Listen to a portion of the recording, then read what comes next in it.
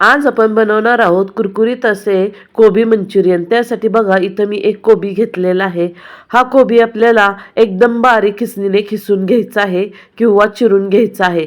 तर बघा मी ह्या प्रकारे बारीक चिरलेला आहे। त्याच्यावर आपल्याला 1 चमचा मीठ टाकायचं आणि 2 मिनिटं सगळं मिक्स करून घ्यायचं बघा, म्हणजे व्यवस्थित छान पाणी सुटतं। तोपर्यंत इथं कढईत तेल गरम करायला ठेवायचं, आच स्लो ठेवायची। बघा 5 मिनिटानंतर खूप छान पाणी सुटलेलं आहे।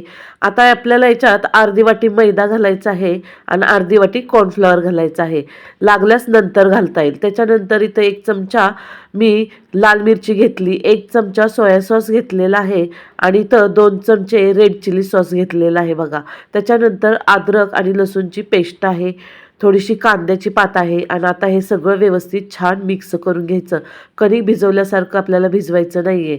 तर बघा ह्या प्रकारे मी भिजवलेलं आहे। थोडंसं ओलं वाटतंय म्हणून अजून थोडासा कॉर्नफ्लॉवर घालते आणि थोडासा मैदा घालून घेते आणि सगळं व्यवस्थित छान मिक्स करून घेतलेलं आहे बघा। आता हे एकदम भज्यासारखं झालेलं आहे, ना जास्त घट्ट ना पातळ। तोपर्यंत तेल गरम झालं, तेलात असे सोडून द्यायचे मंचुरियन। गॅसची आच मीडियम ठेवायची।